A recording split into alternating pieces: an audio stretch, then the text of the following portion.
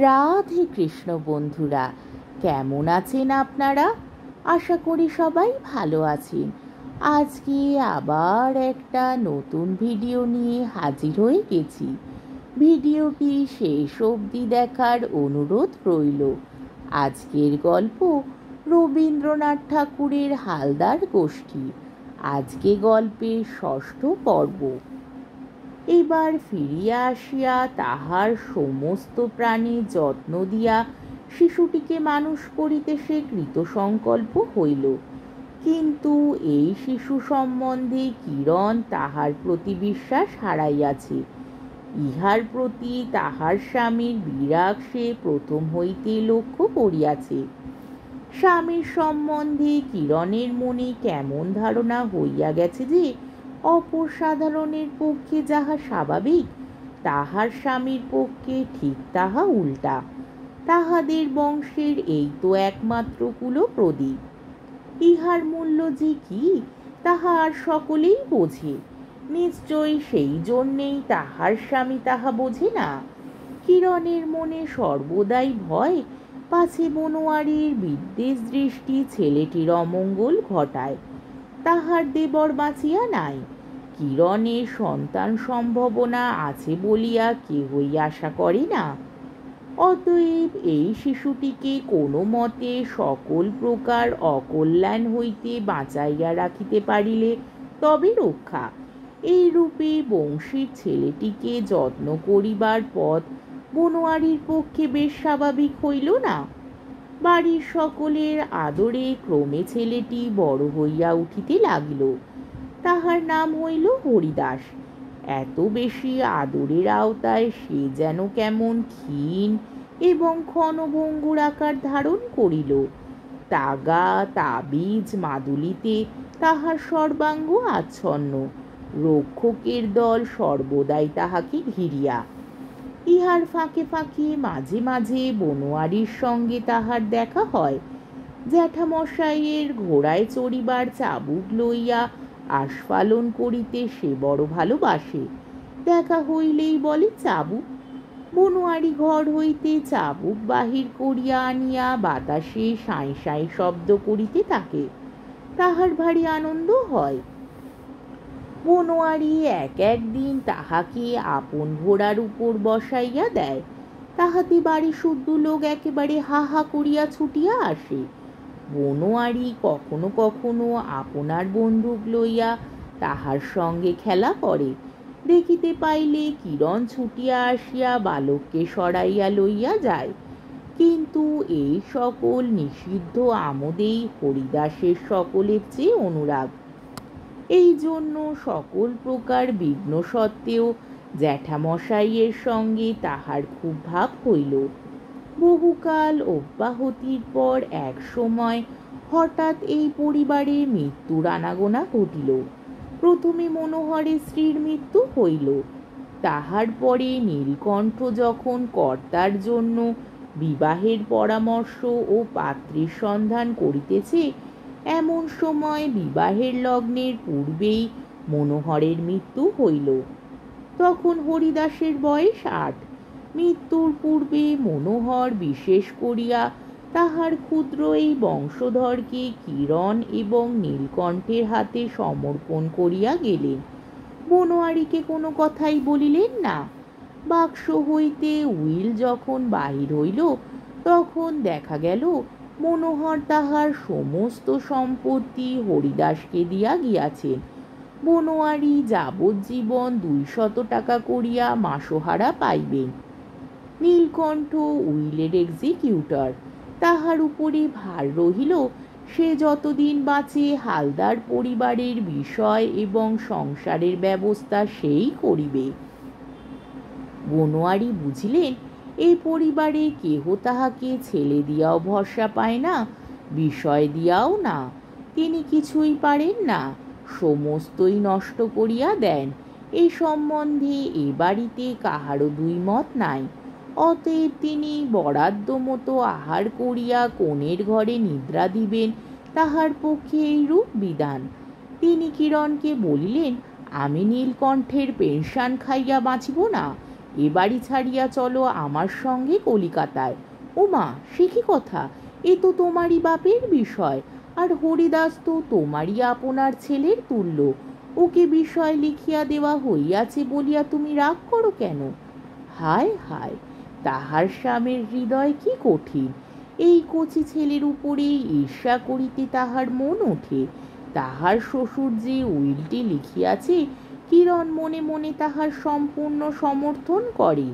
তাহার নিশ্চয়ই বিশ্বাস, বনোয়ারির হাতে যদি বিষয় পড়িত, তবে রাজ্যের যত ছোট লোক, যত যদু মধু, যত কৈবর্ত এবং আগুরির দল তাহাকে ঠকাইয়া কিছু আর বাকি রাখিত না, এবং হালদার বংশের এই ভাবি আশা একদিন অকুলে ভাসিত। শ্বশুরের কুলে বাতি জ্বালিবার দীপটি তো ঘরে আসিয়াছে, এখন তাহার তৈল সঞ্চয় যাহাতে নষ্ট না হয়, নীলকণ্ঠই তো তাহার উপযুক্ত প্রহরী। বনোয়ারি দেখিল নীলকণ্ঠ অন্তঃপুরে আসিয়া ঘরে ঘরে সমস্ত জিনিসপত্রের লিস্ট করিতেছে, এবং যেখানে যত সিন্দুক বাক্স আছে তাহাতে তালা চাবি লাগাইতেছে। অবশেষে কিরণের শোবার ঘরে আসিয়া সে বনোয়ারির নিত্য ব্যবহার্য সমস্ত দ্রব্য ফর্দভুক্ত করিতে লাগিল। নীলকণ্ঠের অন্তঃপুরে গতিবিধি আছে, সুতরাং কিরণ তাহাকে লজ্জা করে না।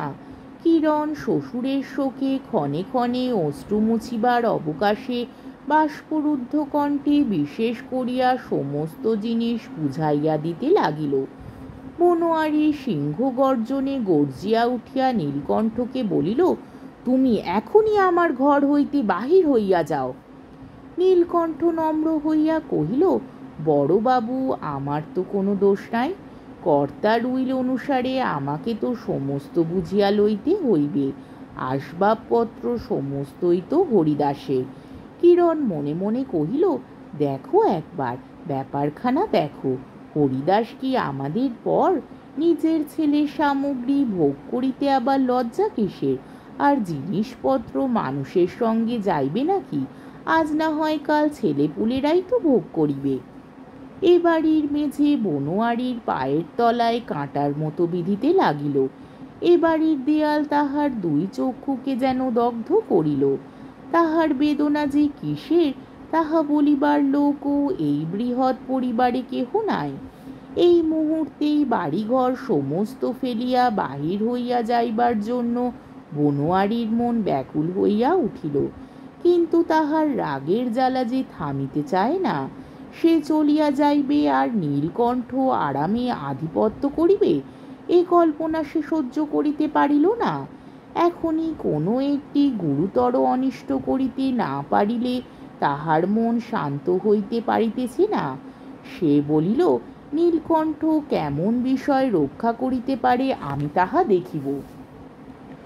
বাইরে তাহার পিতার ঘরে গিয়া দেখিল, সে ঘরে কেহই নাই। সকলে অন্তঃপুরে তৈজসপত্র ও গহনা প্রভৃতির খবরদারি করিতে গিয়াছে। অত্যন্ত সাবধান লোকেরও সাবধানতার ত্রুটি থাকিয়া যায়। নীলকণ্ঠের হুঁশ ছিল না যে কর্তার বাক্স খুলিয়া উইল বাহির করিবার পরে বাক্সয় চাবি লাগানো হয় নাই। সেই বাক্সয় তাড়া বাঁধা মূল্যবান সমস্ত দলিল ছিল। সেই দলিলগুলোর ওপরেই হালদার বংশের সম্পত্তির ভিত্তি প্রতিষ্ঠিত। বনোয়ারি এই দলিলগুলির বিবরণ কিছুই জানে না, কিন্তু এগুলি যে অত্যন্ত কাজের এবং ইহাদের অভাবে মামলা মকদ্দমায় পদে পদে ঠকিতে হইবে তাহা সে বোঝে। কাগজগুলি লইয়া সে নিজের একটি রুমালে জড়াইয়া তাহাদের বাইরের বাগানে চাপা তলায় বাঁধানো চাতালে বসিয়া অনেকক্ষণ ধরিয়া ভাবিতে লাগিল। পরদিন শ্রাদ্ধ সম্বন্ধে আলোচনা করিবার জন্য নীলকণ্ঠ বনোয়ারির কাছে উপস্থিত হইল। নীলকণ্ঠের দেহের ভঙ্গি অত্যন্ত বিনম্র, কিন্তু তাহার মুখের মধ্যে এমন একটা কিছু ছিল অথবা ছিল না, যাহা দেখিয়া অথবা কল্পনা করিয়া বনোয়ারির পিত্ত জ্বলিয়া গেল। তাহার মনে হইল নম্রতার দ্বারা নীলকণ্ঠ তাহাকে ব্যঙ্গ করিতেছে। নীলকণ্ঠ বলিল, কর্তার শ্রাদ্ধ সম্বন্ধে। বনোয়ারি তাহাকে কথা শেষ করিতে না দিয়াই বলিয়া উঠিল, আমি তাহার কি জানি। নীলকণ্ঠ কইল, সে কি কথা, আপনিই তো শ্রাদ্ধাধিকারী। মস্ত অধিকার, শ্রাদ্ধের অধিকার। সংসারে কেবল ওইটুকুতেই আমার প্রয়োজন আছে, আমি আর কোনো কাজেরই না। বনোয়ারি গর্জিয়া উঠিল, যাও যাও, আমাকে আর বিরক্ত করো না। নীলকণ্ঠ গেল, কিন্তু তাহার পিছন হইতে বনোয়ারির মনে হইল সে হাসিতে হাসিতে গেল। বনোয়ারির মনে হইল বাড়ির সমস্ত চাকর বাকর এই অশ্রদ্ধিত, এই পরিত্যক্তকে লইয়া আপনাদের মধ্যে হাসি তামাশা করিতেছে। যে মানুষ বাড়ির, অথচ বাড়ির নহে, তাহার মতো ভাগ্য কর্তৃক পরিহসিত আর কে আছে? পথের ভিক্ষুকও নহে। বনোয়ারি সেই দলিলের তাড়া লইয়া বাহির হইল।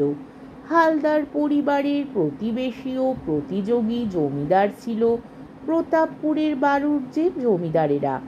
বনোয়ারি স্থির করিল, এই দলিল দস্তাবেজ তাহাদের হাতে দিব, বিষয় সম্পত্তি সমস্ত ছাড়কার হইয়া যাক। আজকের পর্বটি এইখানেই শেষ হলো। আমার ভিডিওটি যদি আপনাদের ভালো লেগে থাকে তাহলে আমাকে কমেন্টের মাধ্যমে আপনাদের মূল্যবান মতামত অবশ্যই জানাবেন এবং আমার ভিডিওটিকে লাইক ও শেয়ার করার ও আমার চ্যানেলটিকে সাবস্ক্রাইব করারও অনুরোধ রইল। তাহলে আজকের ভিডিওটা এই অবধি। পরের দিন আবার এই গল্পেরই সপ্তম পর্ব বা শেষ পর্ব নিয়ে হাজির হয়ে যাব।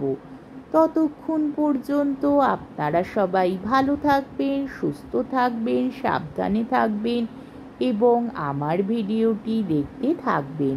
তাহলে আজকে আসি। রাধে কৃষ্ণ।